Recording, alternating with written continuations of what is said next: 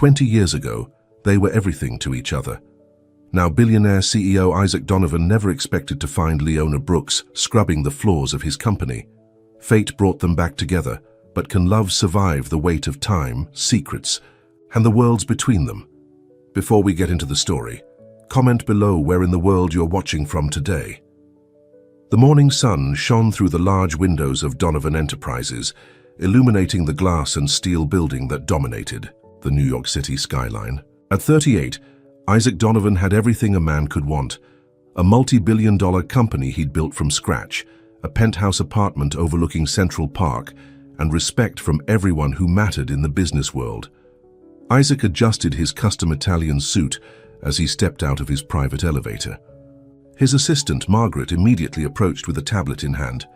"Good morning, Mr. Donovan. The board is waiting for you in the conference room. And the new cleaning company started today. I've already received complaints that they're disrupting the work environment." Isaac nodded absently. "Tell the board I'll be there in 5 minutes, and about the cleaning staff, just make sure they understand our protocols."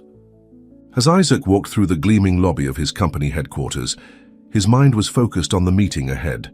The acquisition of a smaller tech firm was almost complete, adding another achievement to his already impressive portfolio. Everything was going perfectly, exactly as he had planned his life until he saw her. Time seemed to stop as Isaac froze mid-step. There, kneeling on the marble floor with a cleaning cloth in hand, was a woman he would recognize anywhere: Leona Brooks. Her dark hair was pulled back in a simple ponytail, and her face, though older now, still held the same gentle features he remembered from 20 years ago. She was wearing a gray uniform with the cleaning company's logo, methodically wiping the floor, completely unaware of his presence. "It can't be," he whispered to himself. Memories flooded back like a tidal wave. Summer nights under the stars in their small hometown of Cedar Springs, promises made beside the old oak tree at their high school, the tearful goodbye when he left for college on a full scholarship. They had been so young, so in love, with their whole lives ahead of them. Margaret cleared her throat. "Mr. Donovan, the board is waiting." But Isaac couldn't move. His eyes remained fixed on Leona, his Leona, now on her hands and knees cleaning his company's floors. As if sensing his gaze, Leona looked up. For a brief moment their eyes met. Recognition flashed across her face, followed by something else: shock, then what looked like pain. She quickly lowered her gaze and turned away, focusing intensely on her work. "Margaret, who hired the new cleaning company?" Isaac asked, his voice surprisingly unsteady. "Operations did last month. Budget cuts, you know. You approved it." Margaret looked confused. "Is something wrong?" "No, nothing's wrong." Isaac straightened his tie. "Tell the board I need to reschedule. Something urgent has come up." Margaret's eyes widened in surprise. Isaac Donovan never rescheduled board meetings, but she nodded and walked away. Isaac took a deep breath and approached Leona, who was still determinedly scrubbing the floor, her back to him. "Leona?" His voice was soft, uncertain. She stiffened but didn't look up. "I'm almost finished here, sir. I won't be in your way much longer." The formality in her voice felt like a punch to his gut. "Leona, it's me, Isaac." Slowly she stood up and faced him. Up close he could see the fine lines around her eyes, the weariness in her face. But her eyes, those deep brown eyes, were exactly as he remembered them. "I know who you are, Mr. Donovan. Everyone in this building knows who you are." Her voice was controlled, professional. "I can't believe it's you, after all these years." He wanted to reach out, to touch her hand, to make sure she was real, but something in her expression stopped him. 20 years, she said flatly. "It's been 20 years. A young supervisor from the cleaning company approached them. "Is there a problem here, Mrs. Brooks, Mr. Donovan?" Leona quickly shook her head.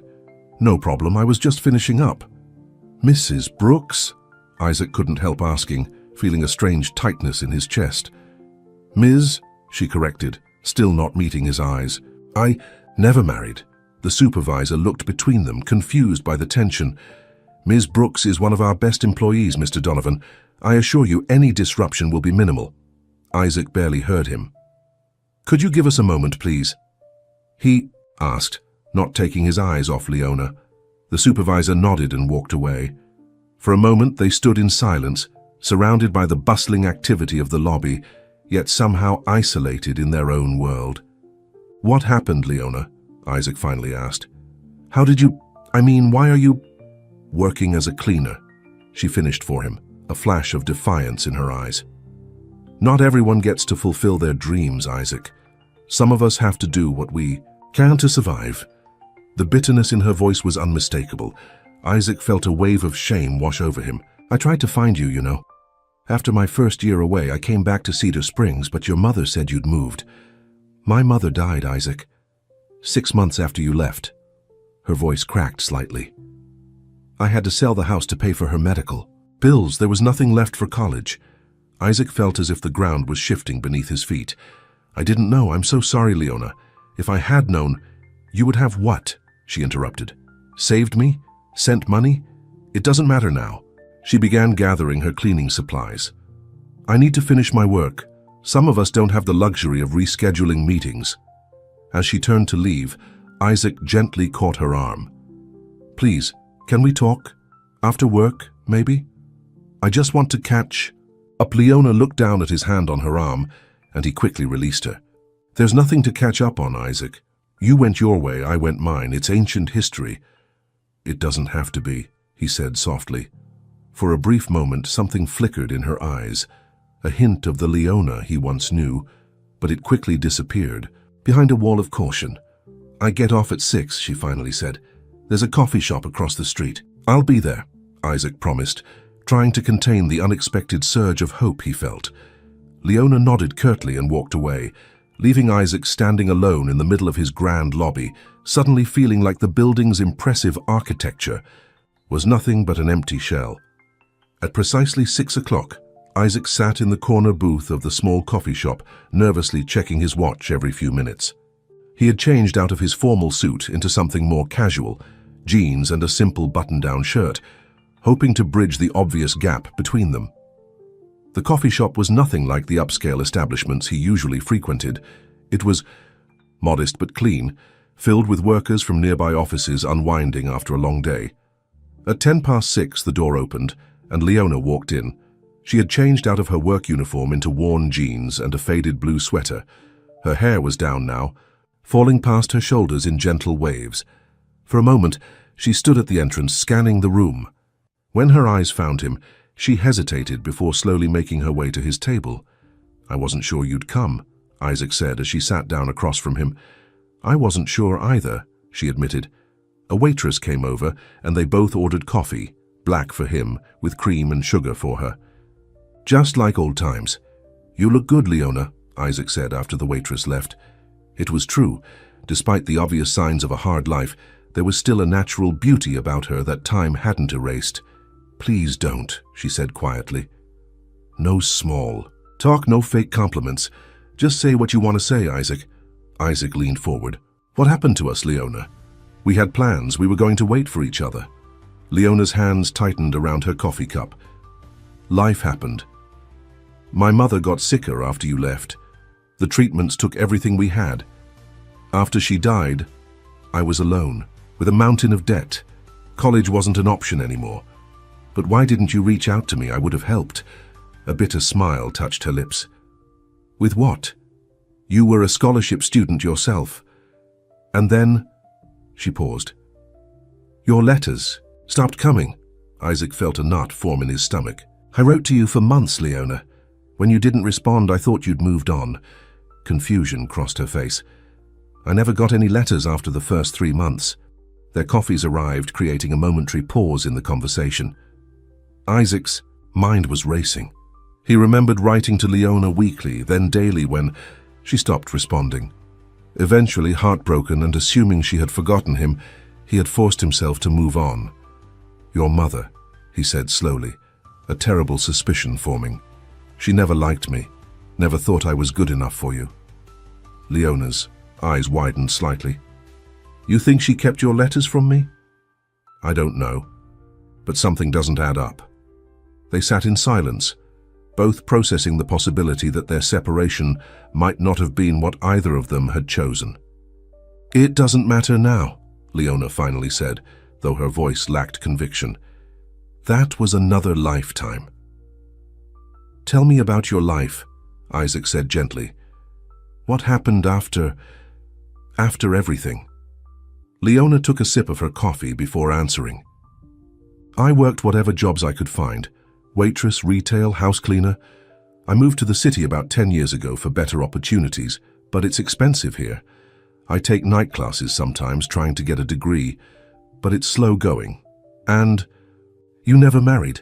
Isaac couldn't help asking. She shook her head.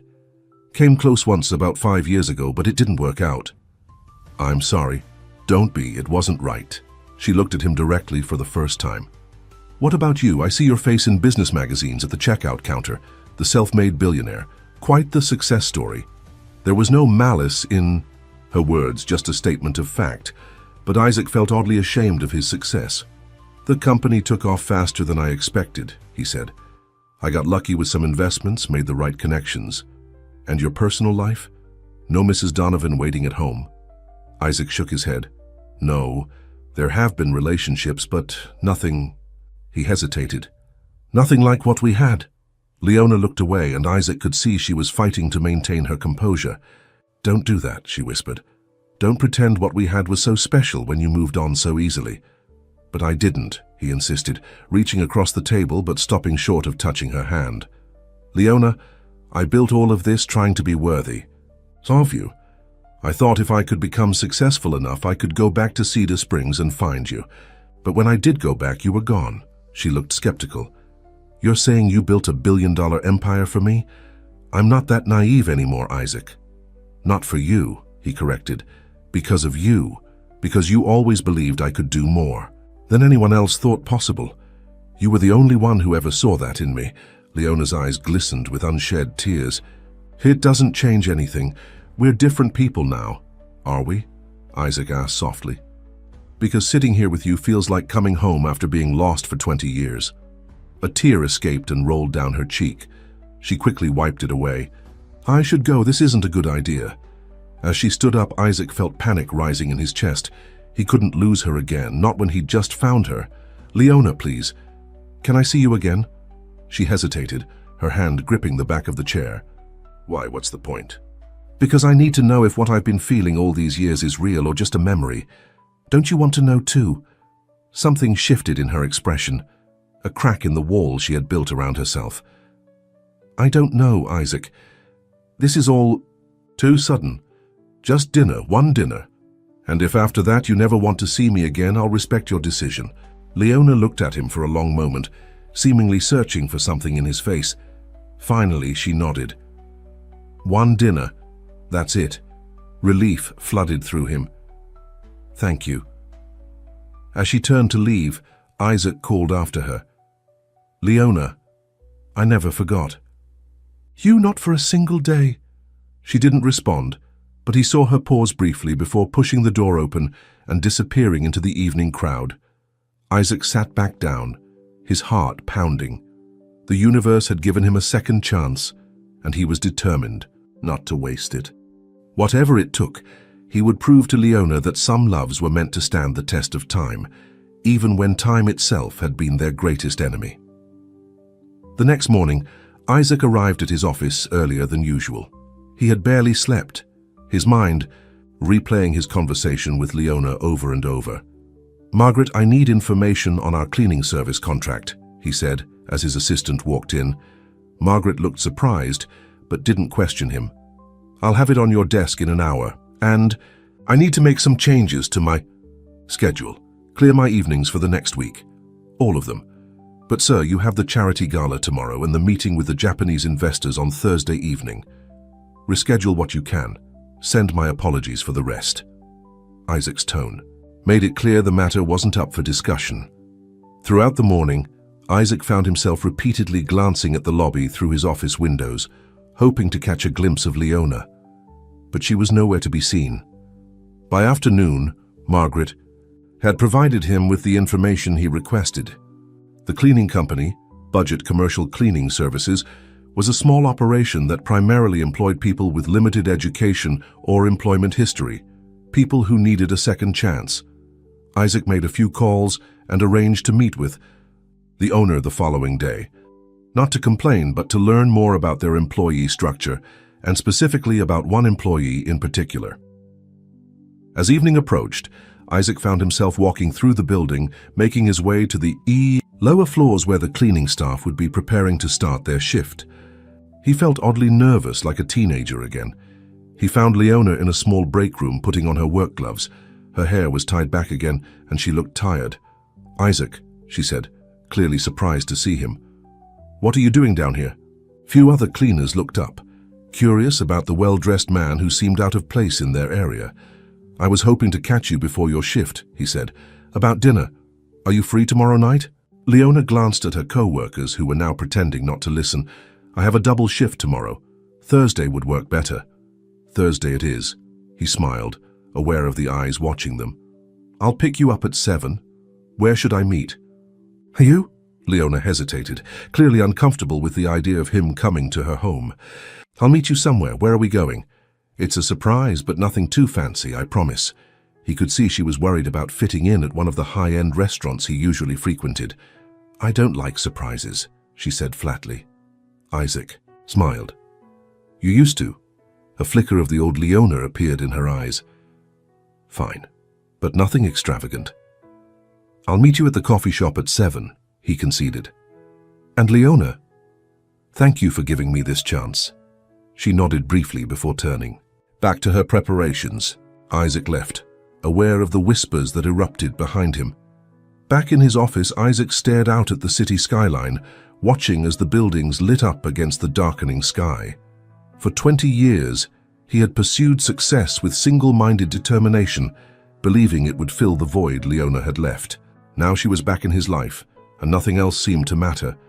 But he knew winning her trust wouldn't be easy. The wall she had built around her heart was strong, reinforced by years of struggle and disappointment. Breaking through would require more than charm or grand gestures. It would require proving that this time he wouldn't walk away. As night fell over the city, Isaac made a silent promise to himself and to the memory of what they once shared. This time, he would get it right. This time, he would fight for what truly mattered, because some loves deserved a second chance, and theirs, interrupted but never truly ended, was definitely one of them.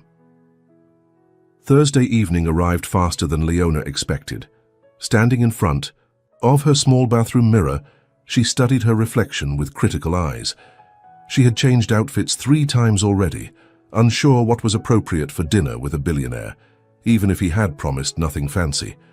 She finally settled on a simple navy blue dress she'd bought years ago for a job interview. It wasn't new or expensive, but it was the nicest thing she owned. Her apartment was tiny, located in one of the less desirable neighborhoods of the city. The building was old, with peeling paint and unreliable heating, but it was what she could afford on her salary. As she applied a touch of lipstick, her phone rang. It was her friend and neighbor, Rita. "So you're really going through with this date with Mr. Moneybags?" Rita asked without preamble. "It's not a date," Leona insisted. "It's just clearing the air. And don't call him that." Rita sighed. "Honey, I've known you for 5 years and I've never seen you this worked up over clearing the air. This guy obviously meant something to you." "That was a long time ago," Leona said, though her racing heart suggested otherwise. "Just be careful. Men like him don't usually cross the tracks to our side of town unless they want something." "Isaac isn't like that," Leona found herself, defending him, then wondered why she felt so certain after all these years. After hanging up, Leona grabbed her worn purse and jacket. As she locked her apartment door, she tried to ignore the flutter of anticipation in her stomach. It was just dinner, nothing more. Isaac arrived at the coffee shop 20 minutes early, nervously checking his watch every few minutes. He had spent hours planning this evening, wanting everything to be perfect without being overwhelming. He had chosen to wear casual clothes again, dark jeans and a blue button-down shirt that he remembered Leona once saying matched his eyes. When she walked through the door at exactly 7 o'clock, Isaac felt his breath catch. She wasn't dressed extravagantly, just a simple blue dress that highlighted her natural beauty. but to him she outshone every woman he'd dated in the past 20 years. "You look beautiful," he said as she approached. Leona offered a small smile. "Thank you, so where are we going?" "It's not far," Isaac assured her. "We can walk if that's okay." As they stepped outside, Leona noticed a sleek black car parked nearby, a driver standing attentively beside it. "I thought we were walking." "We are," Isaac said. "The car's just for later, if you need it." They walked side by side, leaving a careful distance between them. The early evening air was cool but pleasant. Isaac led them away from the busier streets toward a quieter neighborhood. "I hope you still like Italian food," he said as they turned a corner. "I do," she nodded. "Some things don't change." They arrived at a small, unassuming restaurant tucked between a bookstore and a florist. The sign simply read, "Marco's." "This place has been here for over 40 years, Isaac explained as he held the door open for her. "The owner, Marco, makes everything from scratch. Best pasta in the city, but it's still a neighborhood secret." Inside, the restaurant was warm and inviting, with checkered tablecloths and soft lighting. An older man with a thick Italian accent greeted Isaac like an old friend. "Isaac! It's been too long." The man embraced him warmly. "Marco, this is Leona," Isaac introduced. "An old friend." Marco's eyes twinkled as he looked between them. "Ah, a special friend, I see. Come, I have your table ready." He led them to a quiet corner booth partially secluded by a wooden partition covered in ivy. It was intimate without being too romantic, the perfect balance. "How do you know this place?" Leona asked after they were seated. "It doesn't seem like your usual style," Isaac smiled. "I found it during my first year in the city, when I was just starting out. I couldn't afford anything fancy, but I wanted good food. Marco let me wash dishes when I couldn't pay the bill one night." Leona looked surprised. "You washed dishes?" "For almost 6 months, Isaac admitted. "I was broke trying to get my first business off the ground. Marco fed me and let me work it off. When things finally took off, I tried to buy the restaurant for him, but he refused. Said some things weren't meant to be businesses, they were meant to be homes." Something in Leona's expression softened. This was a side of Isaac she hadn't expected, a reminder of the boy she once knew, before he became the billionaire businessman. Their conversation flowed more easily as dinner progressed. They shared memories of their hometown, carefully avoiding the painful subject of their separation. Leona found herself laughing as Isaac recounted stories of his early business failures. "So there I was," he continued, "trying to convince this investor that my software was revolutionary when the entire system crashed. Complete blackout, he just got up and walked out without saying a word." Leona couldn't help smiling. "But you obviously bounced back." "Eventually," Isaac nodded. "After about a dozen more failures, success didn't happen overnight despite what the magazines say." As they finished their main course, Leona found herself relaxing more than she had in years. There was something comforting about being with someone who knew her before life had hardened her. "Tell me about your classes," Isaac said as Marco brought them dessert, homemade tiramisu that he insisted they try. Leona hesitated. "It's nothing exciting, just basic business courses at the community college. I'm trying to get an associate's degree, maybe move into office work eventually." "That's not nothing," Isaac said seriously. "That's determination. I admire that." Leona looked down at her dessert. "It's taking forever. 1 or 2 classes per semester is all I can manage with my work schedule. At this rate, I'll graduate when I'm 50. "But you'll graduate," Isaac said softly. "That's what matters." Their eyes met across the table, and for a moment, the years between them seemed to disappear. Leona was the first to look away. "Why did you really want to have dinner with me, Isaac?" she asked, her voice quiet but direct.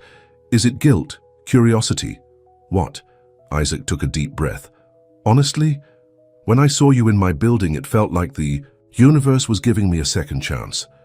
All these years, I've been successful by every standard except the one that mattered. I've never been as happy as I was when we were together." Leona's eyes widened at his candor. "People change, Isaac. We're not those teenagers anymore." "I know," he acknowledged, "but some things don't change. The way I felt about you, the way..." I still feel when I'm with you. That hasn't changed. Leona sat in stunned silence. This wasn't what she had expected. She had prepared herself for polite conversation, maybe some nostalgic reminiscing, not this raw honesty. "It's too much," she finally said. "You can't just walk back into my life after 20 years and expect things to pick up where we left off." "I don't," Isaac assured her. "I know it's not that simple, but I'm asking for a chance, Leona. A chance to get to know the woman you've become, and for you to know who I am now." Before she could respond, her phone rang. Leona checked it and frowned. "I have to take this. It's my supervisor from work." She stepped away from the table to answer the call. Isaac watched as her expression grew increasingly concerned. When she returned, her face was pale. "What's wrong?" he asked. "That was Mike from work. There's been a change in the cleaning company's contract with your building. Starting next week, they're bringing in a different crew. Our team is being reassigned to other buildings." She looked directly at him, her eyes accusing. "Did you do this?" Isaac looked genuinely confused. "No, of course not. I had nothing to do with that." "Really? Because it seems like quite a coincidence that after 20 years of nothing, you reappear in my life and suddenly my job changes." "Leona, I swear I didn't do this. In fact, I met with the cleaning company owner yesterday to make sure your position was secure." She stared at him, trying to determine if he was telling the truth. "Then who did?" Isaac thought for a moment, a suspicion forming. "My brother, James. He oversees operations while I handle the strategic side of the business. He must have made the decision." "Your brother?" Leona asked. "Why would he do that?" Isaac's expression darkened. "Because he saw us talking. James has always been protective of my image. He probably thinks having a personal connection to a member of the cleaning staff is inappropriate." Leona's face flushed with anger and embarrassment. "So, I'm an embarrassment to your image now? This is exactly why this dinner was a mistake." "No, Leona, that's not what I meant. James is wrong. I'll fix this, I promise." But Leona was already gathering her purse. "I don't need you to fix anything. I've been taking care of myself for 20 years without your help." As she stood to leave, Isaac gently caught her hand. "Please, don't go. Not like this." For a moment she hesitated, the warmth of his hand on hers triggering memories of another time, another life. Then she pulled away. "Goodbye, Isaac." She walked out of the restaurant, leaving Isaac staring after her, his heart heavy with the realization that the past wasn't the only obstacle between them. The present, his wealth, her struggles, his position, her pride, created a chasm perhaps too wide to cross. The following morning, Isaac stormed into his brother's office without knocking. James Donovan looked up from his computer, surprised by the interruption. "We need to talk," Isaac said, his voice controlled but tight with anger. James leaned back in his chair, a slight smile on his face. "About what? The Miller acquisition? Because I've already—" "About the cleaning contract," Isaac interrupted. "Why did you change the crew assignment?" James's expression shifted to one of practiced innocence. "It was a simple business decision. The current team wasn't meeting our standards." "That's not true, and you know it," Isaac said, placing his hands on his brother's desk and leaning forward. "This is about Leona Brooks, isn't it?" James sighed, dropping the pretense. "So that's her name, the woman I saw you talking to in the lobby." He stood up, matching his brother's stance. "Yes, it's about her. Do you have any idea how it looks? When the CEO of Donovan Enterprises is seen fraternizing with the cleaning staff." "Fraternizing?" Isaac repeated, his voice dangerously quiet. "She's an old friend." "An old friend who happens to be scrubbing our floors?" James raised an eyebrow. "Come on, Isaac.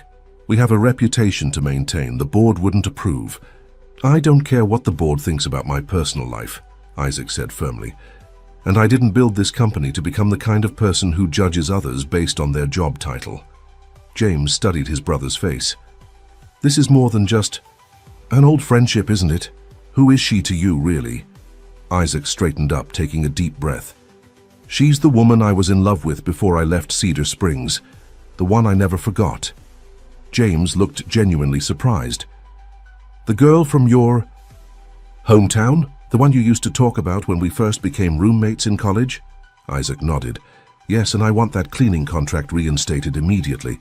Her team stays in this building. Even if I did that, it wouldn't change anything, James pointed out. She's still a cleaner, and you're still Isaac Donovan. Those worlds don't mix, brother. They did once, Isaac said quietly, and they can again. Just reinstate the contract. James hesitated, then nodded. Fine, but think carefully about what you're doing. Not just for the company, but for yourself and for her.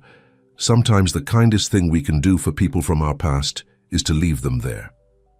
Isaac turned to leave, but stopped at the door. One more thing. Stay out of my personal life from now on. I mean it, James. As he walked back to his office, Isaac's mind was racing. James had always been the practical one, focused on appearances and reputation. In many ways, his brother's business sense had helped Donovan Enterprises grow as rapidly as it had. But sometimes James forgot that success wasn't just about profit margins and public perception. Isaac picked up his phone and dialed the owner of the cleaning company himself, ensuring that Leona's team would remain assigned to the Donovan building. Then he called Margaret. I need you to find Leona Brooks's address, he said without preamble. The woman from the cleaning crew, Margaret asked, surprising Isaac with her knowledge. Yes. How did you know about her? Margaret's voice held a hint of amusement. Sir, the entire building is talking about how you rescheduled a board meeting to talk to her. People notice things. Isaac sighed. Just find her address, please. And, Margaret, this stays between us. Of course, sir. An hour later, Isaac was standing outside a rundown apartment building in one of the city's struggling neighborhoods. The contrast between this place and his own luxury penthouse couldn't have been more stark. This was Leona's reality, the life she'd been living while he enjoyed the fruits of his success. He approached her apartment door and knocked. For several long moments, there was no response. He was about to knock again when the door finally opened. Leona stood there in jeans and a faded t-shirt, her hair pulled back in a messy ponytail. She looked surprised to see him. How did you find me? She asked. I asked, he said simply. Can I come in, please? Leona hesitated, then stepped aside. Isaac entered a small, neat apartment. It was clean but sparse, with second-hand furniture and few personal touches. A stack of textbooks sat on a small table in the corner, next to a worn laptop. Your brother's office called this morning, Leona said, closing the door. They said there had been a mistake and our assignment wasn't changing after all. It wasn't a mistake, Isaac admitted. James changed the assignment because he saw us talking. He thought it was inappropriate. Leona's expression hardened. Because I'm the help? Because he's an idiot, Isaac corrected. But I fixed it. I don't need you fighting my battles, Isaac. I know you don't. But this was my battle too. My brother had no right to interfere. Leona crossed her arms. Why are you here? Really? Isaac took a deep breath. Because I couldn't let last night end the way it did. Because I need you to know that I don't care what anyone thinks about us reconnecting. And because, he paused, gathering his courage, because I never stopped caring about you, Leona. Never. Leona's eyes filled with unexpected tears. Don't say things like that. You don't know me anymore. Then let me know you, he said, taking a step toward her. Let me into your life, Leona. Not to change it or fix it, but to be part of it. She wiped away a tear that had escaped.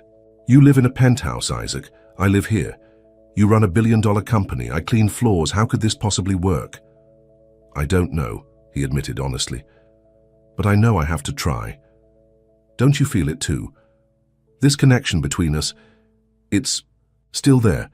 Leona turned away, moving to the window that overlooked a brick wall of the adjacent building. Even if I did feel something, it doesn't change reality. Your world would never accept me. I don't care about my world, Isaac said, following her to the window. I care about you. It's not that simple. It can be, he insisted. Just give us a chance. One real chance. Leona turned to face him, her expression a mix of longing and fear. What would that even look like? Dating the CEO while I clean his building? The gossip alone would be unbearable. Then quit, Isaac said impulsively. Leona's eyes widened.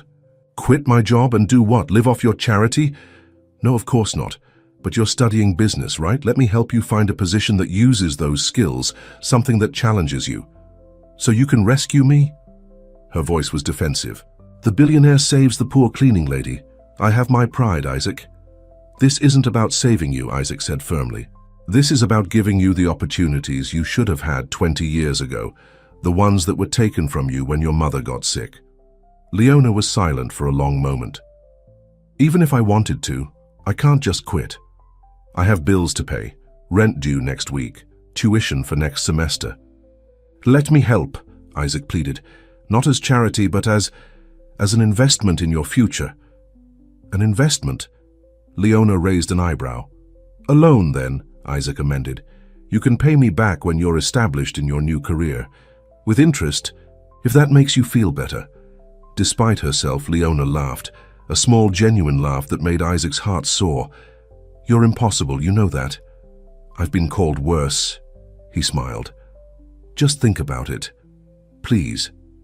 Their eyes met, and the electricity between them was undeniable. For a brief moment, Isaac thought she might let him kiss her. But Leona stepped back. "I need time," she said softly. "This is all happening so fast." Isaac nodded, understanding. "Take all the time you need. I'm not going anywhere this time, I promise." As he turned to leave, Leona called after him. "Isaac, thank you for coming here, for caring enough to try." He smiled, a genuine smile that reached his eyes. "Always, Leona, always." As Isaac left the apartment building, he felt a lightness in his step that had been missing for years. The path forward wouldn't be easy, but for the first time in 2 decades, it felt right. Leona was back in his life, and no matter what obstacles stood in their way, different worlds, societal expectations, or his own brother's disapproval, he was determined to prove that some connections were worth fighting for. Because in the end, wealth and success meant nothing if you had no one to share them with. And Isaac had finally found the one person who had always made his life complete. 2 weeks later, Leona stood nervously in front of the Donovan Enterprises building, dressed in a new suit she'd purchased for the occasion. After much thought and several more conversations with Isaac, she had decided to take a chance, not on him, not yet, but on herself. Today was her interview for an entry-level position in the company's customer service department. Isaac had kept his word about not directly interfering. The position was one she was qualified for with her partial business studies, and she would be interviewed like any other candidate. As she walked through the same lobby she had cleaned just weeks before, Leona held her head high, ignoring the curious glances from staff who recognized her from her cleaning job.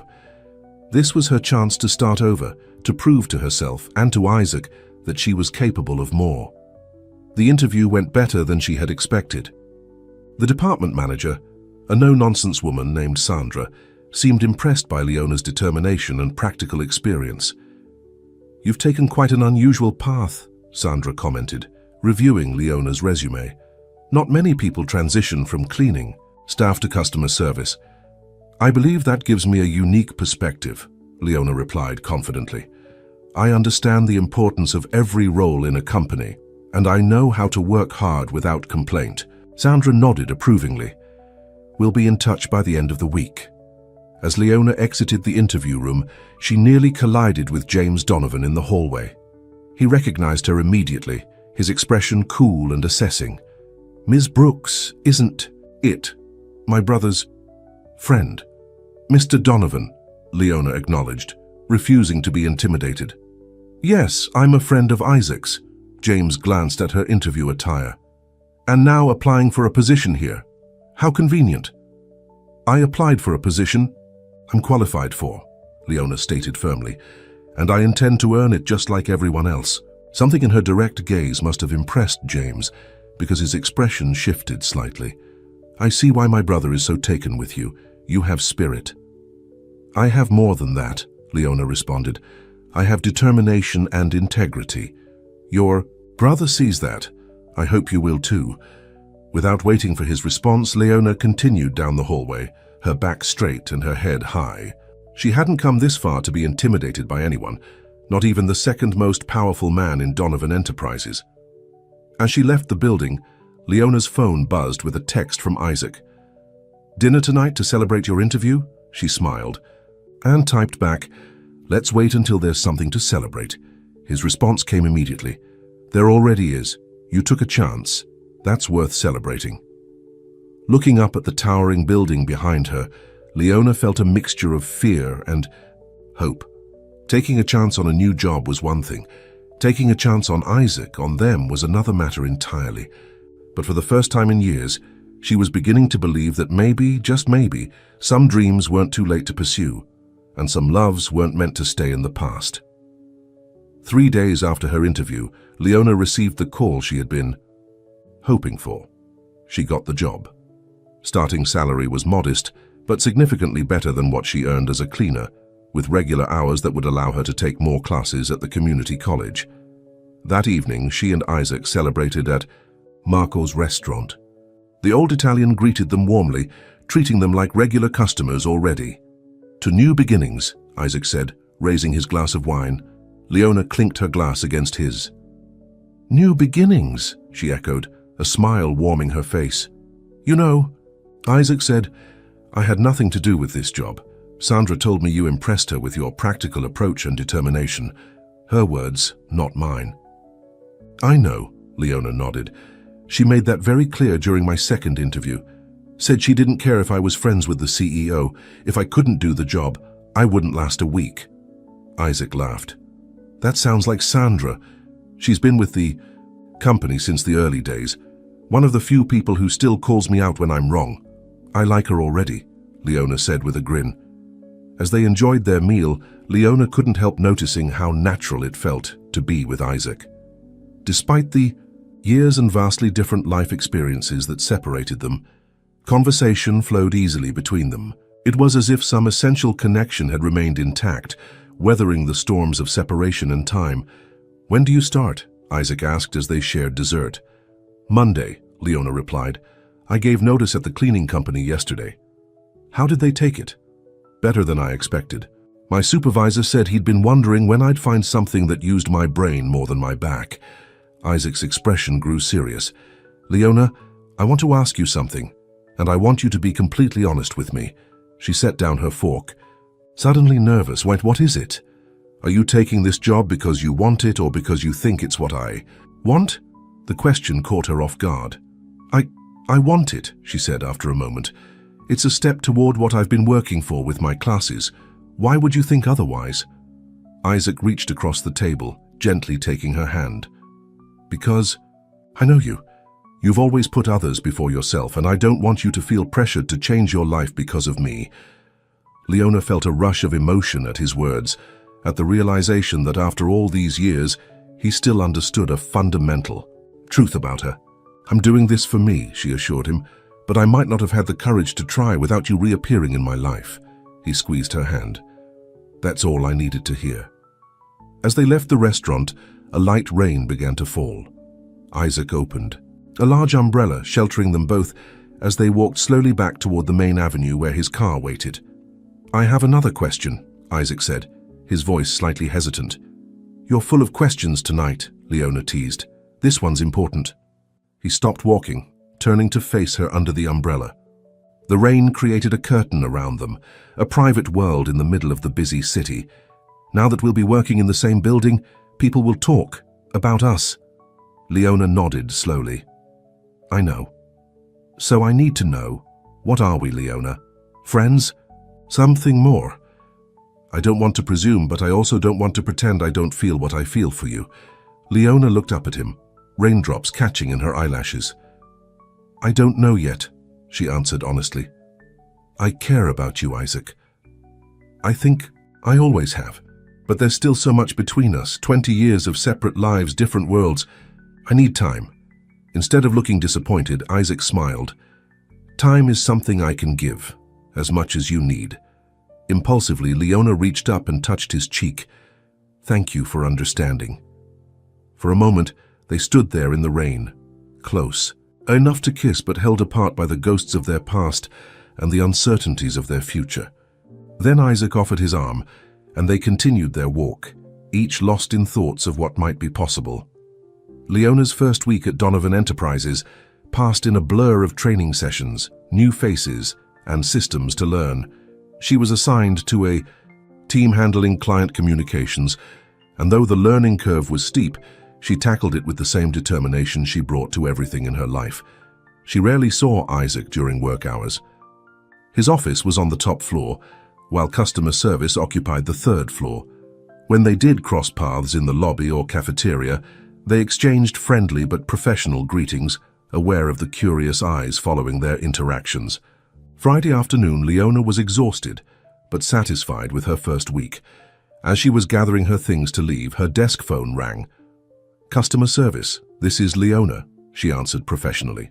"Ms. Brooks, this is Patricia from the executive floor. Mr. Donovan would like to see you in his office before you leave today." Leona's heart skipped. "Mr. Donovan?" she asked, suddenly uncertain which brother was summoning her. "Isaac Donovan," Patricia clarified. "Whenever you're ready, just come up to the 30th floor." As Leona rode the elevator to the executive floor, she couldn't help feeling nervous. She and Isaac had kept their personal relationship separate from work all week. What could he want to discuss in his office? Patricia, a polished older woman with silver hair, greeted her with a warm smile and led her to Isaac's office. The space was impressive. Large windows offering panoramic views of the city, modern furniture, and walls lined with awards and business magazines featuring Isaac on the cover. Isaac was standing by the window when she entered, his back to the door. He turned at the sound of her arrival, his face lighting up with a smile. "Leona, thank you for coming up. Please have a seat." She sat in one of the comfortable chairs facing his desk, instantly aware of how this setting emphasized the differences in their positions. He, the powerful CEO, she, the new customer service representative. "Is everything okay?" she asked, trying to keep her voice steady. Isaac sat on the edge of his desk rather than behind it, reducing some of the formality between them. "Everything's fine. I just wanted to check how your first week went. We haven't had much chance to talk." Leona relaxed slightly. "It's been good. Challenging, but in a good way. The team has been welcoming. No issues? No one giving you a hard time because of our connection?" "A few curious looks," she admitted. "Some whispers, but nothing I can't handle." Isaac nodded, looking relieved. "Good. I've been worried. James mentioned that there might be talk." Leona straightened in her chair. "Your brother has been monitoring me." "Not monitoring," Isaac quickly corrected. "He simply heard things. Office gossip spreads fast." "What kind of gossip?" Leona asked, her defenses rising. Isaac sighed. "The usual nonsense. That you only got the job because of your connection to me, that we're—" He hesitated. "That we're what?" Leona pressed. "Involved," Isaac finished. "Romantically." Leona felt her cheeks warm. "I see. I wanted to make sure it wasn't making things difficult for you," Isaac explained. "The last thing I want is for you to be uncomfortable here." "I can handle gossip," Leona said firmly. "I've dealt with worse." Isaac studied her face for a moment, then smiled. "I never doubted that. You're the strongest person I know, Leona."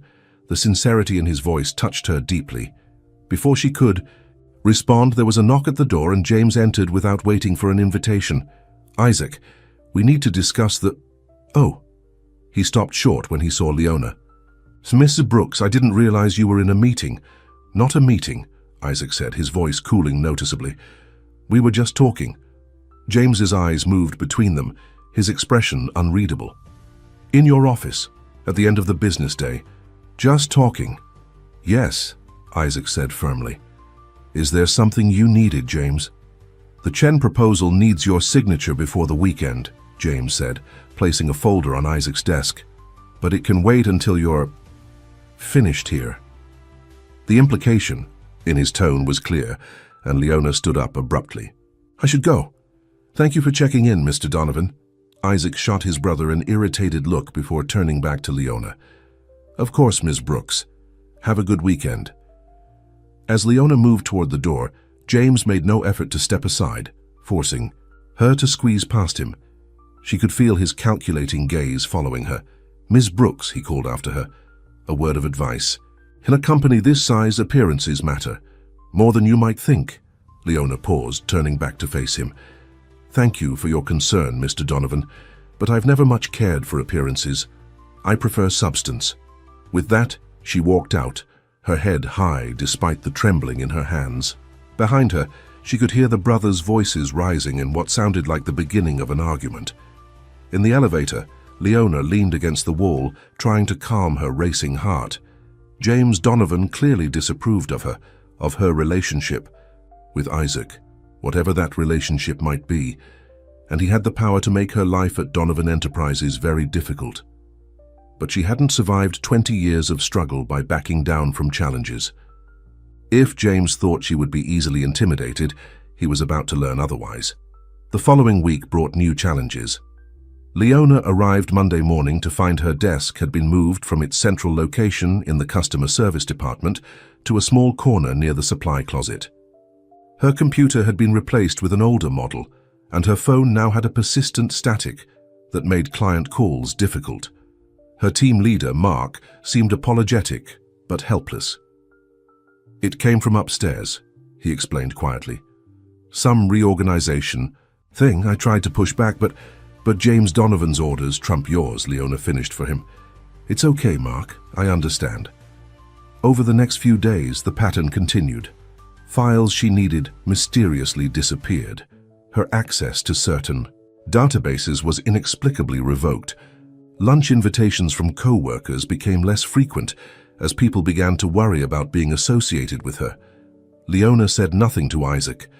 This was her battle to fight, and running to him would only prove James right, that she was using her connection to Isaac for special treatment. On Thursday afternoon, Leona was struggling with a particularly difficult client call, the static on her line making communication nearly impossible, when James appeared in the customer service department. He moved through the space like a visiting dignitary, nodding politely to staff members who straightened in their chairs at his approach.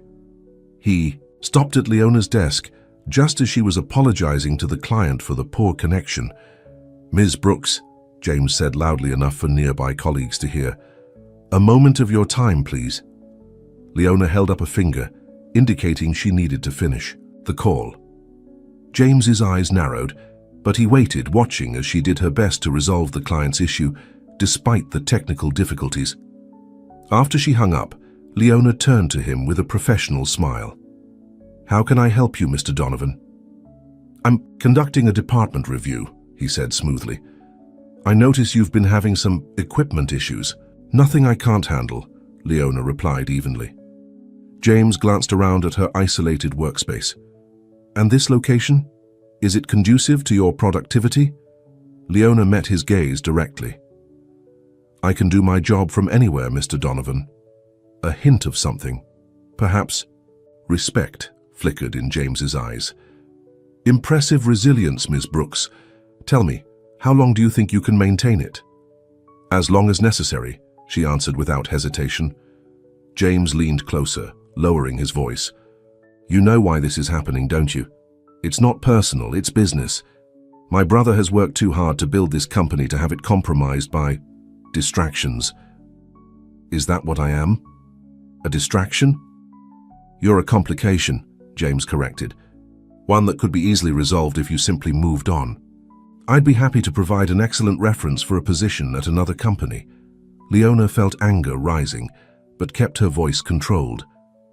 "I appreciate your concern, Mr. Donovan, but I earned this position, and I intend to keep it." James straightened, adjusting his perfectly tailored suit. "As you wish, but remember, everyone has a breaking point. I wonder what yours will be."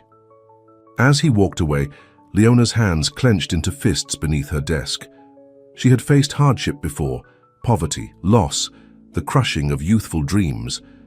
But this calculated campaign to drive her out was testing her in new ways.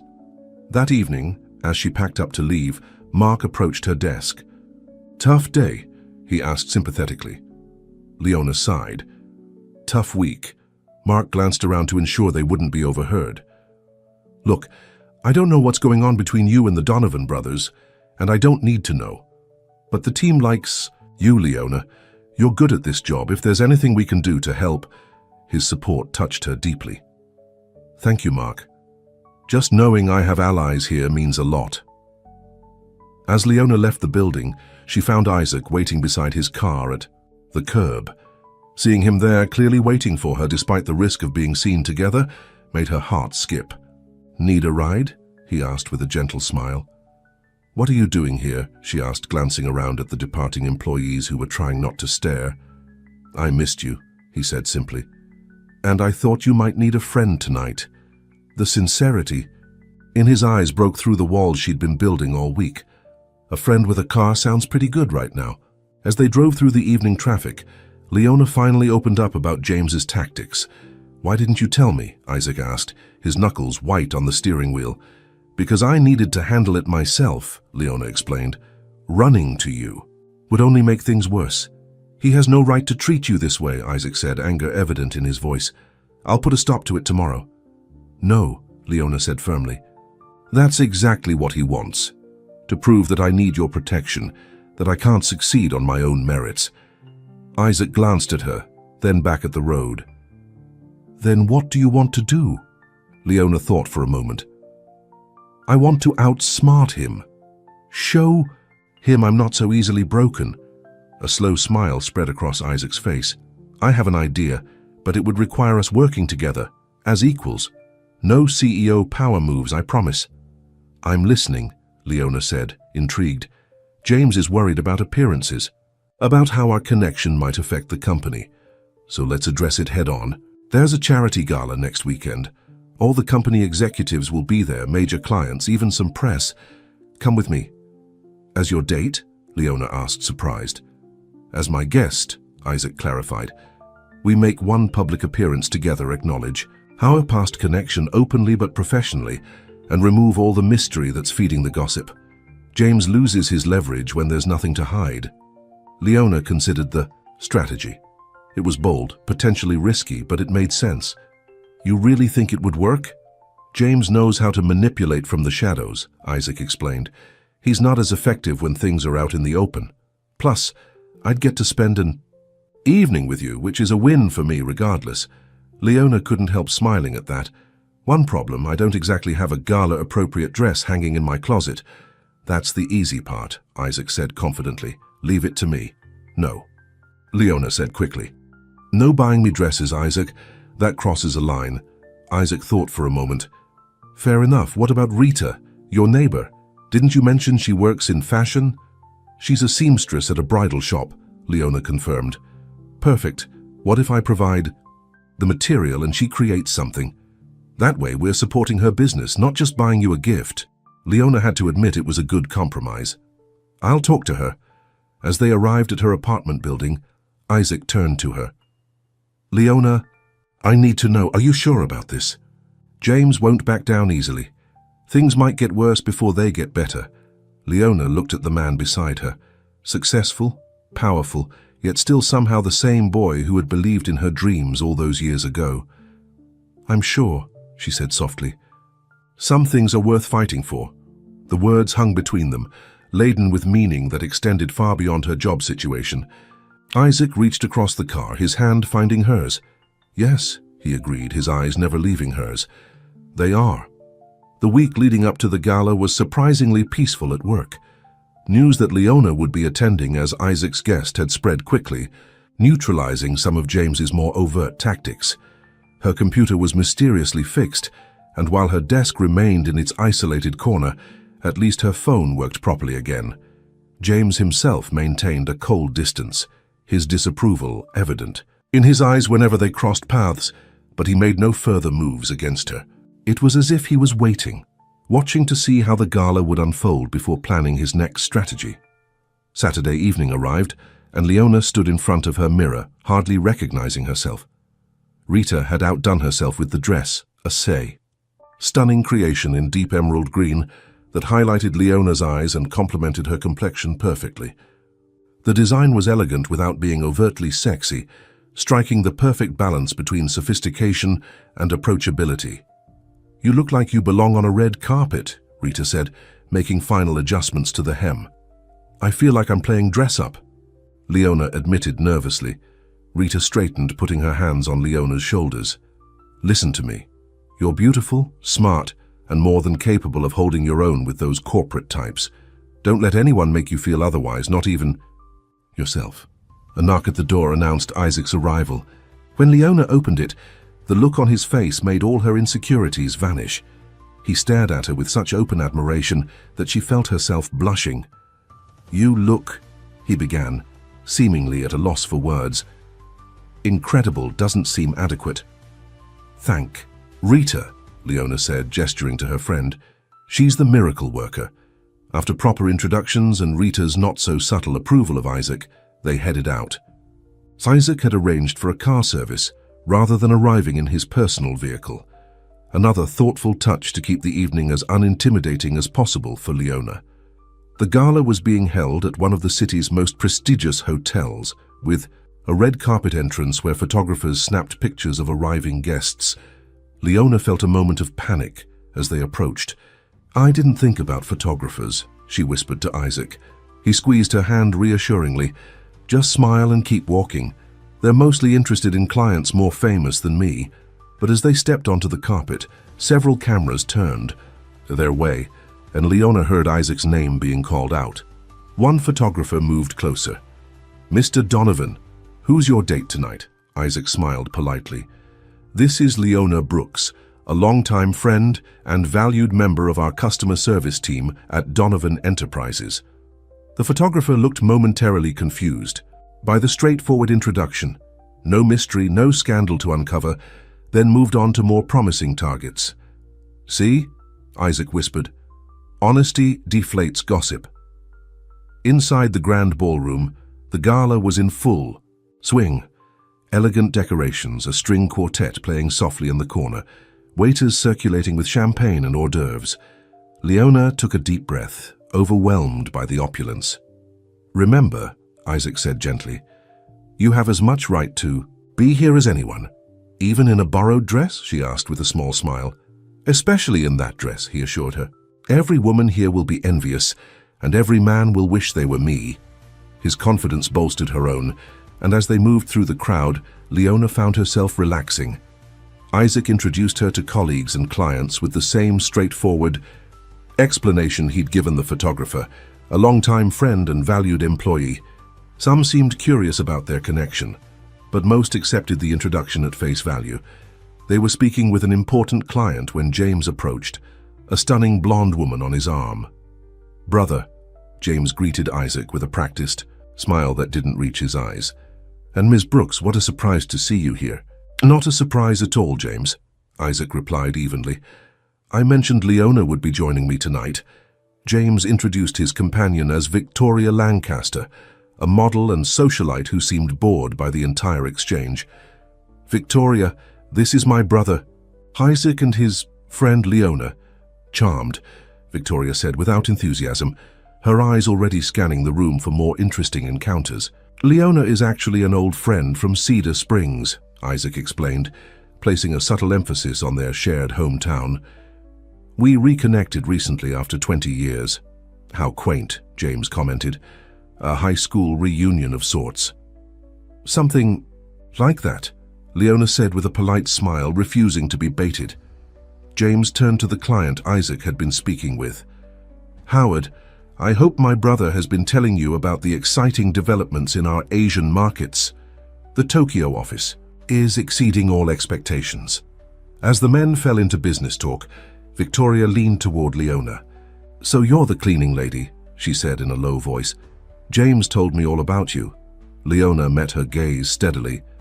"Former cleaning lady, current customer service representative, and you're... what exactly?" Besides James's date, Victoria's perfectly shaped eyebrows rose slightly. "I'm on the cover of this month's Fashion Forward, but I wouldn't expect you to know that." "You're right," Leona agreed pleasantly. "I don't usually read magazines where the main qualification for being featured is how you look in underwear. I prefer substance over style." Victoria's mouth opened in shock, just as James turned back to them. "Is everything all right, ladies?" "Perfectly fine," Leona assured him with a sweet smile. Victoria was just sharing details about her career. Isaac, who had overheard the exchange, couldn't quite hide his amusement. "If you'll excuse us, We should continue making the rounds. As they moved away, Isaac leaned close to whisper in Leona's ear. Substance over style? Too much, Leona asked, suddenly worried she'd overstepped. Perfect, Isaac assured her, his eyes dancing with admiration. Absolutely perfect. The rest of the evening flowed more smoothly. Leona found herself genuinely enjoying conversations with Isaac's colleagues, many of whom were surprisingly down-to-earth despite their wealth and status. When the band began playing after dinner, Isaac led her to the dance floor. I should warn you, Leona said as he took her in his arms. I haven't danced in years. Just follow my lead, he said softly. Trust me. And she did. As they moved together, to the music, the years seemed to fall away. Leona remembered their high school prom, how nervous she had been then, how gently Isaac had guided her through each dance. Now, as then, their bodies remembered each other, finding a natural rhythm together. You know, Isaac said, his voice low and intimate, this isn't how I imagined our reunion would go. Oh, how did you imagine it? Leona asked, looking up at him. Less complicated, he admitted with a rueful smile. No interfering brother, no office politics. Just us, finding our way back to each other. Is that what we're doing? Leona asked, softly. Finding our way back? Isaac's eyes grew serious. I hope so. Because being with you these past few weeks, even with all the complications, has made me happier than I've been in 20 years. The raw honesty in his voice touched something deep inside her. Leona felt the last of her defenses beginning to crumble. Isaac, she began, her voice barely audible above the music. Before she could finish, a commotion near the entrance drew everyone's attention. A disheveled man was arguing, loudly with the security guards, pushing past them into the ballroom. Where is he? The man shouted, his words slightly slurred. Where's Isaac Donovan? Isaac tensed, recognition flashing in his eyes. Stay here, he told Leona, moving away from her toward the disturbance. Michael, Isaac said calmly as he approached the man. What are you doing here? The man, Michael, laughed bitterly. What am I doing here? That's rich coming from the man who stole my company out from under me. A crowd had begun to gather, watching the confrontation with undisguised interest. Leona moved closer, concerned. For Isaac. You're drunk, Michael, Isaac said quietly. This isn't the time or place for this discussion. When is the time? Michael demanded, his voice rising. When you've taken everything I've worked for? When my wife has left me because I can't provide for her anymore? When is the right time, Isaac? James appeared beside his brother. Security. We'll handle this, he said, signaling to the guards who were approaching cautiously. No, Isaac held up a hand, stopping them. Michael, let's talk outside. Just you and me.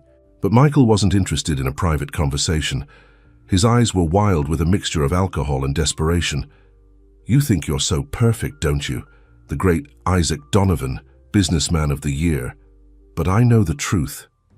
You build yourself up by destroying others.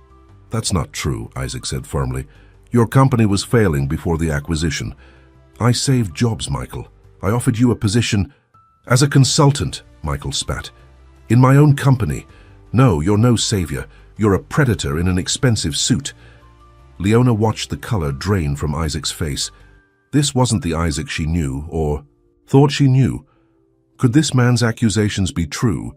James nodded to the security guards, who moved in and took Michael by the arms. Get him out of here, James ordered. As they dragged the still shouting man away, the ballroom fell into an uncomfortable silence.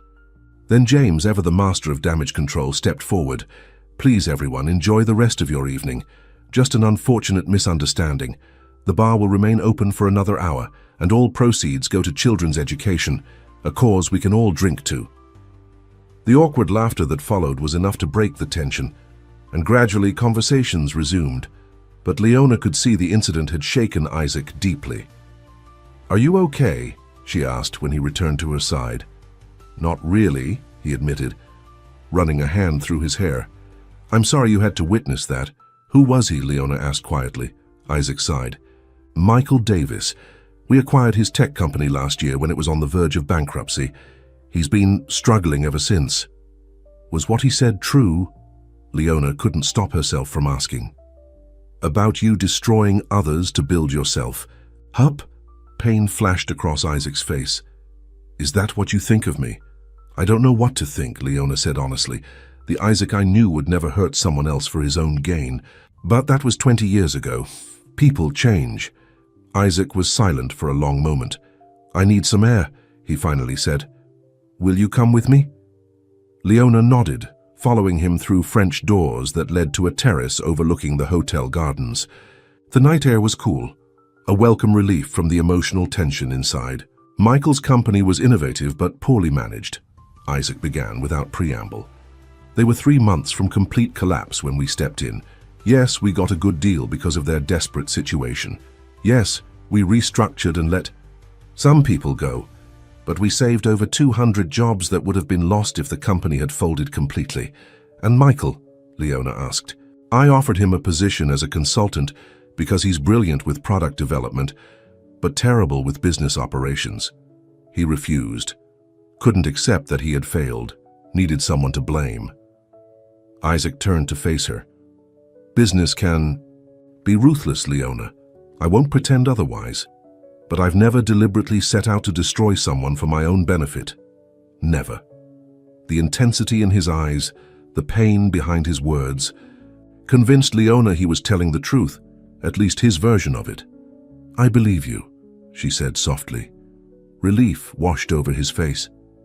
Thank you. That means more than you know. But I understand him too, Leona added. What it's like to have dreams. Slip away to watch others succeed while you struggle. It's hard not to look for someone to blame. Isaac studied her face in the moonlight. Is that how you felt? When you saw me again? Did you blame me for the life you ended up with? It was. A question Leona hadn't fully confronted, even in her own mind. Maybe at first, she admitted. It was easier than accepting that life just isn't fair sometimes, that some people get lucky breaks and others don't. I got the lucky break, Isaac said quietly, the scholarship that took me away. But I lost the most important thing in my life when I left you behind. The raw honesty in his voice made Leona's heart ache. She stepped closer to him, drawn by a force she couldn't resist. Maybe we both lost something important, but maybe it's not too late to find it again. Isaac's eyes searched hers, hope and uncertainty battling in his expression. Leona, I need to know. After everything, James's interference, tonight's scene, the complications between us, do you regret reconnecting with me? Leona took a deep breath, ready at last to be as honest with him as he had been with her. No, she said firmly, I don't regret it. Despite everything, these past weeks have reminded me what it feels like to truly connect with someone. To be seen for who I really am. Isaac reached for her hand, his touch warm and familiar. I see you, Leona, I always have.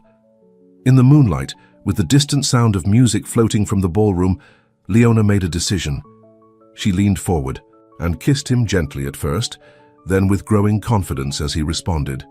20 years of separation dissolved in that moment, replaced by a connection that felt both new and achingly familiar. When they finally pulled apart, Isaac's eyes were shining with emotion. I've wanted to do that since the moment I saw you, again. Me too, Leona admitted with a smile. I just wasn't ready to admit it. As they stood together under the stars, Leona felt something she hadn't experienced in years. Hope. Not just for a potential relationship with Isaac, but for herself. For the possibility that sometimes life offered second chances when you least expected them. What neither of them noticed was James standing in the shadows of the terrace, watching. Their intimate moment with calculating eyes. His expression darkened as he turned away, pulling out his phone and making a call. It's me, he said quietly. I need that information we discussed. Yes, all of it. It's time to end this distraction. Once and for all. Inside the ballroom, the party continued. Outside, the seeds of a new conflict were being sown. One that would test not only Leona and Isaac's rekindling relationship, but the very foundations of trust they were trying to rebuild. The Monday following the gala, Leona arrived at work with a lightness in her step that hadn't been there before. Her kiss with Isaac had changed something fundamental between them. crossing a threshold from past to possible future. They had spent Sunday together, walking through Central Park, talking for hours about everything and nothing, rediscovering each other as the people they had become.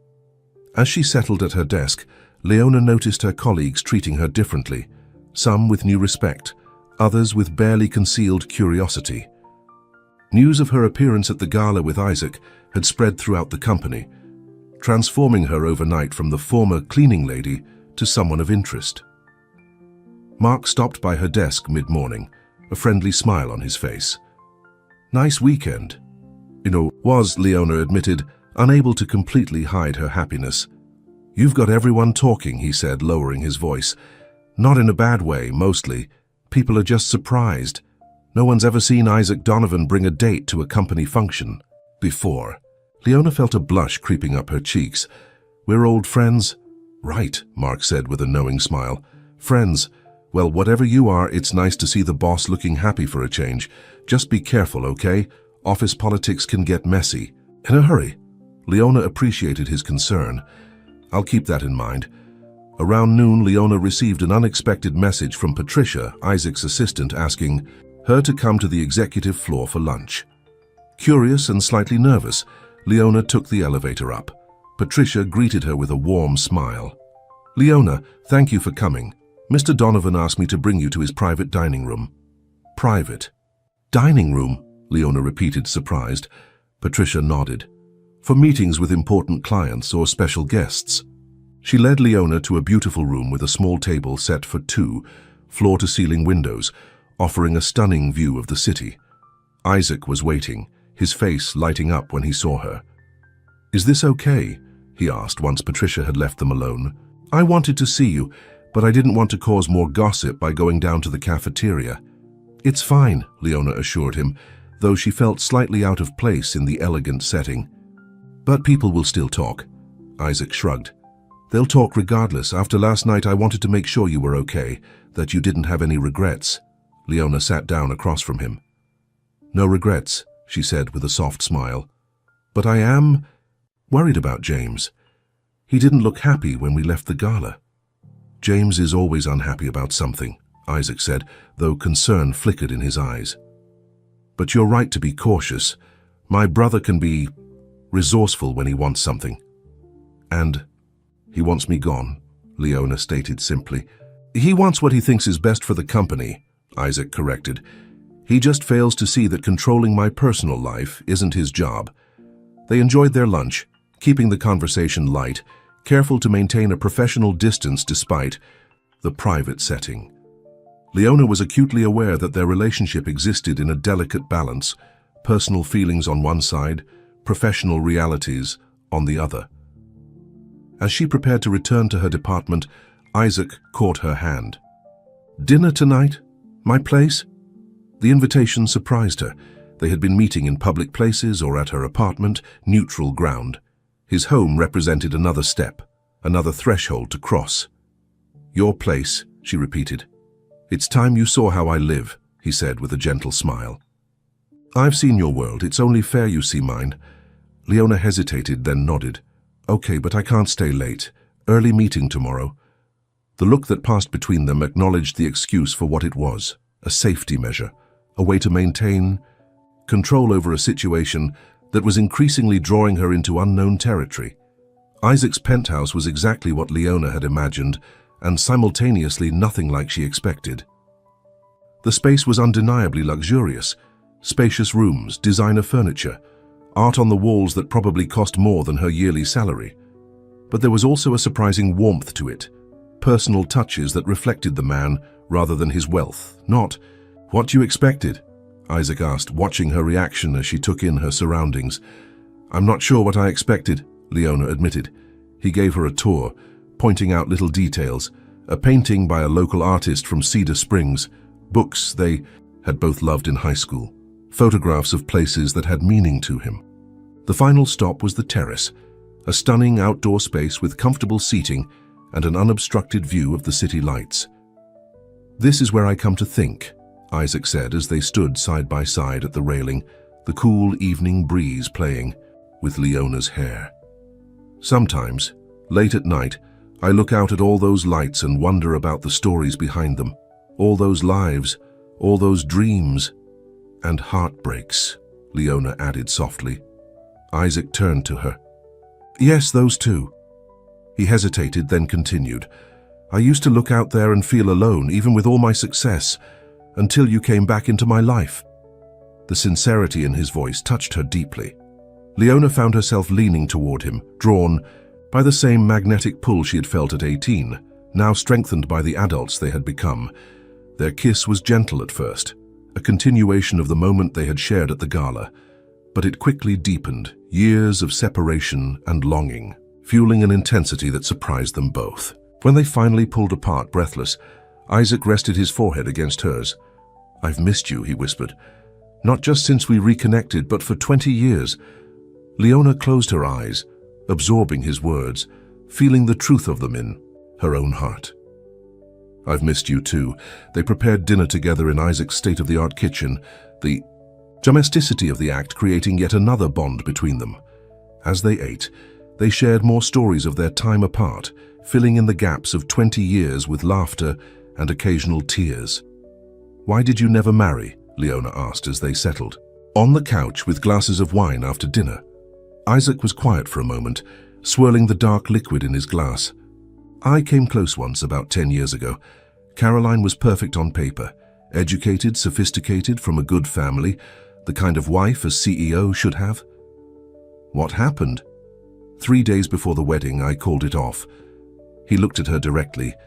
Because I realized I was marrying the idea of a wife, not the woman I loved. It wouldn't have been fair to either of us. And since then, Leona prompted. Since then, I've been married to my work, he admitted. Until I saw you again, I had convinced myself that was enough. Leona understood that feeling all too well. The gradual acceptance of a life less than what you had once dreamed. The quiet resignation that some happiness wasn't meant for you. What about you? Isaac asked gently. You mentioned almost getting married once. Leona nodded, memories washing over her. Robert. He was kind, stable, everything I thought I needed after years of struggling alone.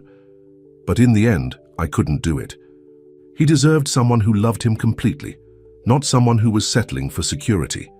Isaac reached for her hand, lacing his fingers through hers. And now? Are you settling for anything? The question hung between them, loaded with meaning. Leona considered her answer carefully. No, she finally said, not anymore. Later, when the night had grown late and Leona knew she should leave but couldn't bring herself to break the spell between them, Isaac asked the question that had been hovering unspoken all evening. Stay, he said simply. Stay with me tonight. Leona felt her heart racing. Isaac, just to sleep, he clarified quickly.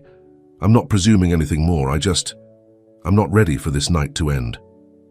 The vulnerability in his eyes, the same boy she had fallen in love with all those years ago, now visible in the man before her, made her decision for her.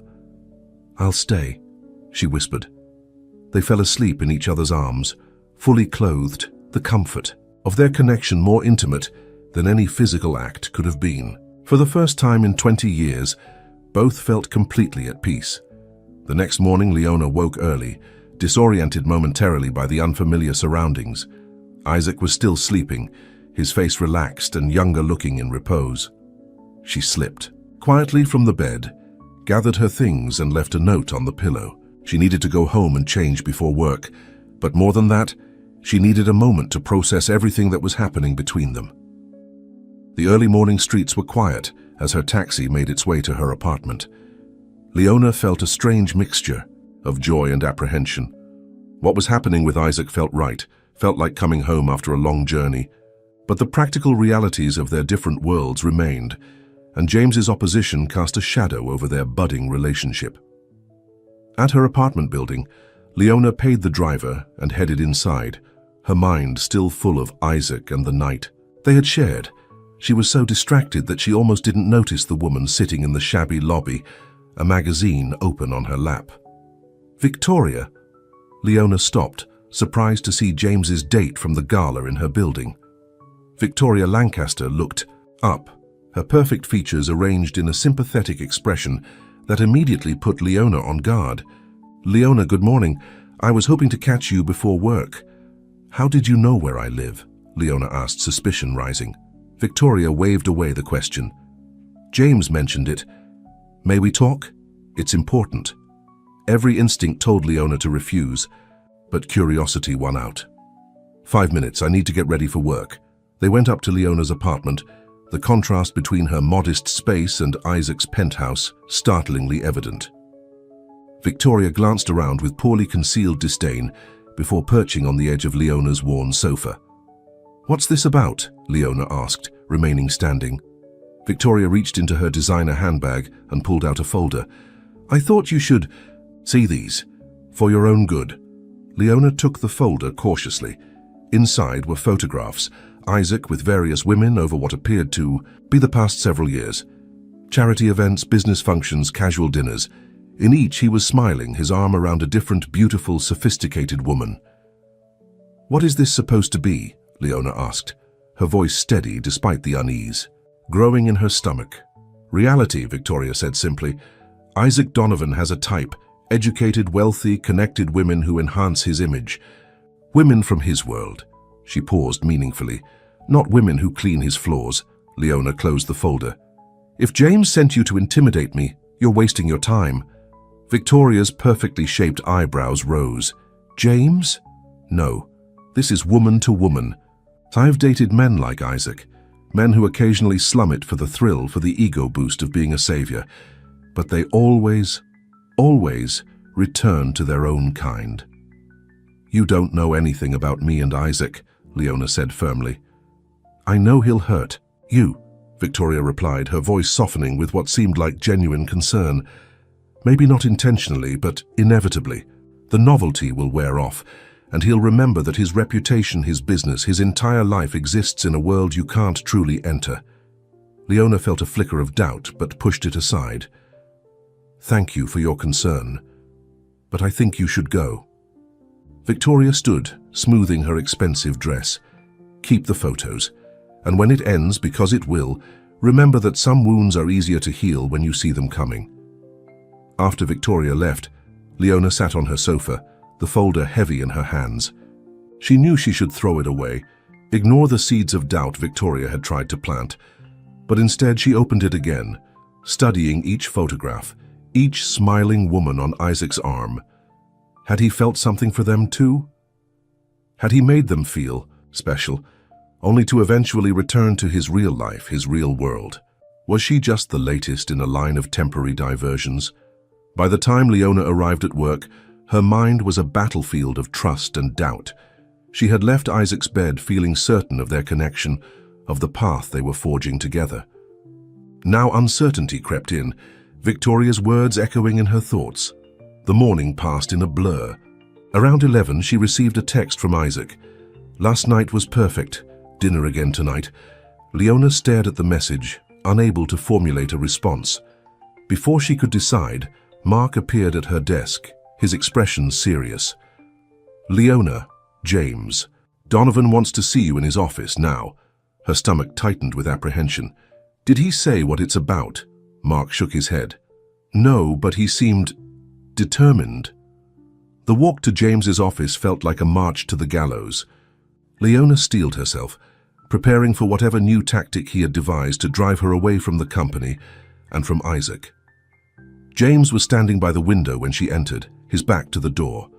He turned slowly, his expression unreadable. "Ms. Brooks, thank you for coming promptly." He gestured to a chair. "Please sit." Leona remained standing. "I'd prefer to stand, if it's all the same to you." A hint of a smile touched James's lips. "As you wish." He moved to his desk, picking up a folder identical to the one Victoria had given her. "I assume my associate already paid you a visit this morning, so Victoria had been working for James after all." "Yes, she did. Your tactics are getting more desperate, Mr. Donovan." "Not desperate," James corrected. "Strategic." Victoria presented one perspective. "I'd like to offer another." He opened the folder, but instead of photographs, it contained financial documents. "These are the current projections for Donovan Enterprises over the next 5 years. Notice the upward trajectory." He flipped to another page. And these are the projections if certain distractions continue to compromise leadership focus, the four. Second graph showed a significant decline. Leona knew it was a scare tactic, but the implication was clear. "You're suggesting that my relationship with Isaac will harm the company," she stated flatly. "I'm stating a fact," James replied coolly. "My brother has worked too hard, sacrificed too much, to have it all undermined by an ill-advised romance with an employee, particularly one with your background." Anger flared in Leona. "My background? You mean being poor? Working honest jobs to survive? Those are character flaws in your world, aren't they?" James sighed, as if dealing with a child who couldn't understand basic concepts. "This isn't personal, Ms. Brooks. It's business. Isaac may be blinded by nostalgia or misplaced guilt over your circumstances, but I see the bigger picture." "And what picture is that?" Leona challenged. "A temporary infatuation that, when it inevitably ends, will leave both my brother and this company vulnerable." James closed the folder.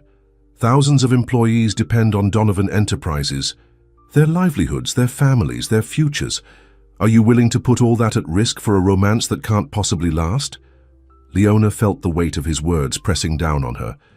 "You don't know that it won't last." "Don't I?" James raised an eyebrow. "Tell me, have you ever moved in Isaac's social circles, conversed about global markets over cocktails with board members, hosted charity galas for the elite? That's his world, Miss Brooks. A world where you'll always be the outsider, the curiosity, the project he took on out of some misguided sense of rectifying the past." Each word hit its mark with painful accuracy, echoing Leona's own deepest fears.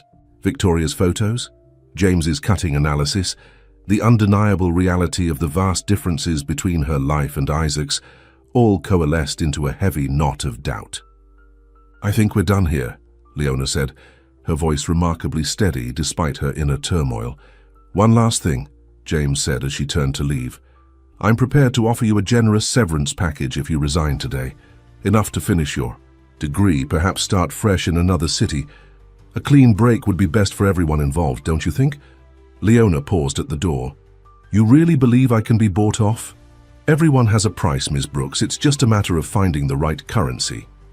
James slid a check across his desk. "Yours happens to be monetary. My brother's is his reputation and legacy. Think about which you value more, your feelings for Isaac or his future." Leona left without taking the check, her mind racing. Though she hated to admit it, some of what James said made sense. She and Isaac lived in different worlds. Their reunion had been passionate, intense, fueled by memories and regrets. But was it sustainable in the cold light of reality? The rest of the day passed in a fog.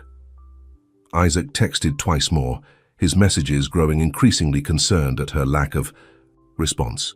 Finally, as the workday ended, Leona made a decision.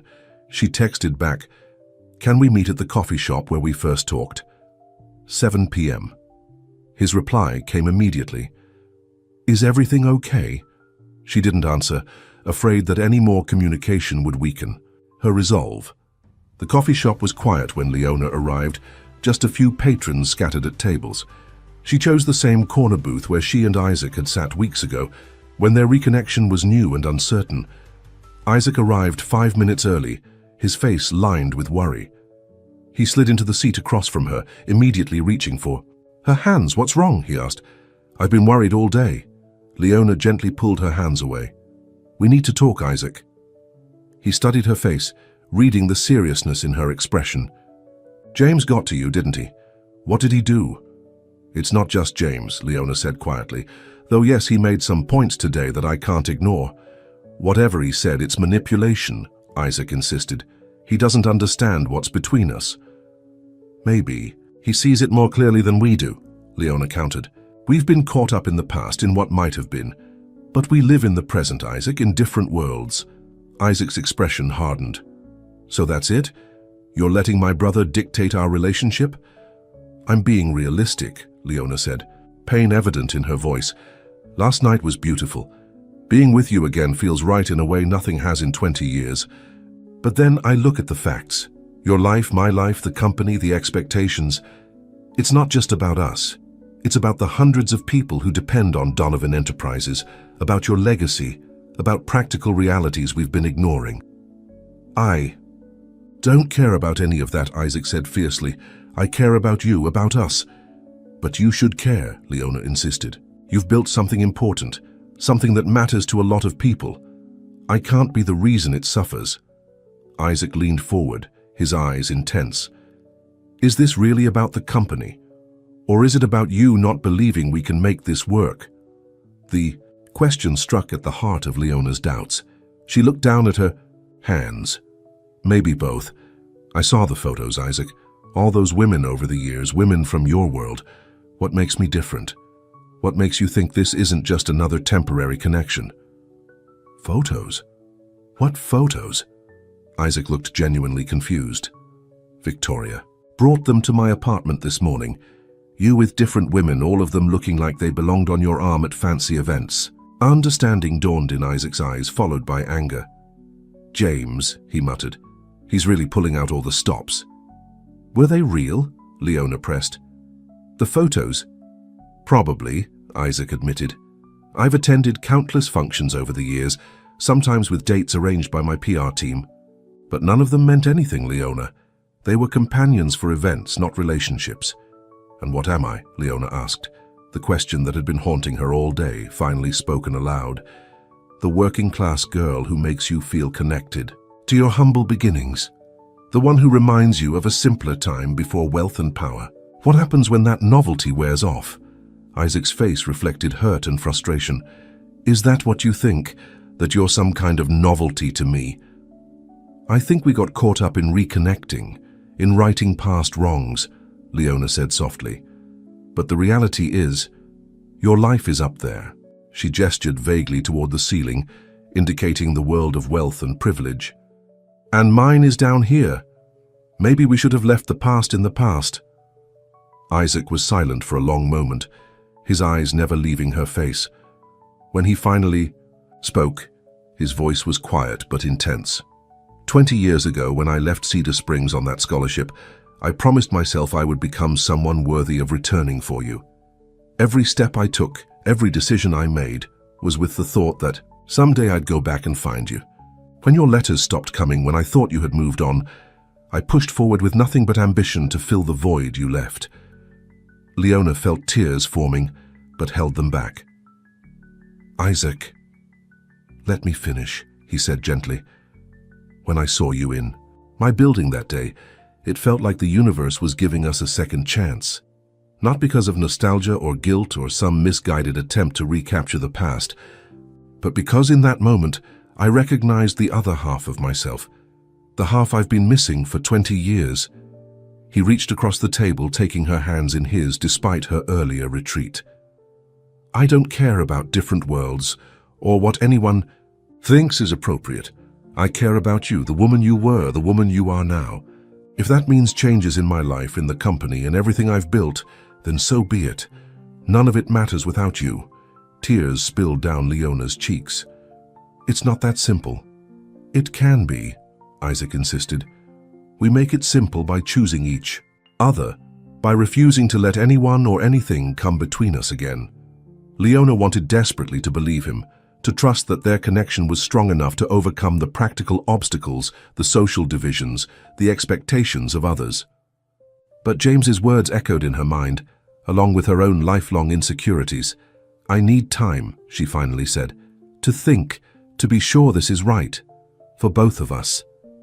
Isaac's face fell, but he nodded slowly. Time, he repeated. How much time? Don't know, Leona admitted. But I can't make this decision based on emotion alone. There's too much at stake. Okay, Isaac said, though the word clearly cost him. Take the time you need, but know this, I'll be waiting. However long it takes, whatever you decide, my feelings won't change. As they parted outside the coffee shop, their goodbye felt heavier than any they had shared before, weighted with unspoken fears, with the possibility that this separation might become permanent. Leona watched Isaac walk away, her heart breaking even as her mind insisted she was doing the right thing. A week passed with no contact between them. Leona threw herself into her work, staying late at the office, taking on additional projects to keep her mind occupied. To her surprise, James left her alone, perhaps believing his tactics had worked, that she had ended things with Isaac for good.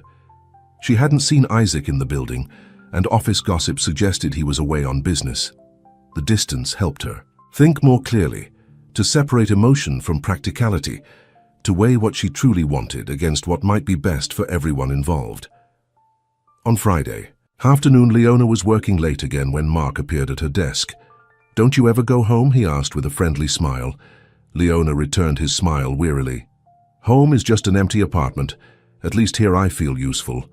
Mark leaned against her desk. "You know, for someone who supposedly just ended a relationship with the CEO, you don't seem very relieved. If anything, you look miserable." "Is it that obvious?" Leona asked, surprised by his perception. "Only to those of us who have made the same mistake," Mark said cryptically. "Giving up something real because it seemed too complicated." Leona looked at him curiously. "What's your story?" Mark sighed. "Long-term relationship, different religious backgrounds, families opposed. We let it break us apart, thinking we were being practical, mature. Biggest regret of my life." "What happened?" Leona asked. "She married someone her family approved of, has 2 kids now, and I'm still alone, wondering what might have been if I'd had the courage to fight for what mattered." Mark gave her a meaningful look. "Don't make my mistake, Leona. Life's too short for practical heartbreak." His words stayed with Leona as she finally headed home, the empty office echoing with the weight of decisions unmade, words unspoken. Outside, rain had begun to fall, matching her melancholy mood. As her bus made its way through the wet streets, Leona found herself thinking about the past week, about the emptiness she had felt since walking away from Isaac. She had told herself she needed time to think, but perhaps what she really needed was the courage to believe that some connections were worth fighting for, regardless of the obstacles. By the time she reached her apartment building, Leona had made a decision. She would call Isaac tomorrow, ask to meet, tell him that she was ready to really try to build something together. Not because of their past, but because of who they were now and who they could be to each other. As she entered the shabby lobby, soaked from the short walk from the bus stop, Leona was startled to find Rita waiting for her. "There you are," Rita exclaimed. "I've been trying to reach you for hours." "My phone died," Leona explained. "What's wrong?" Rita's expression was urgent. "It's all over the news. Donovan Enterprises.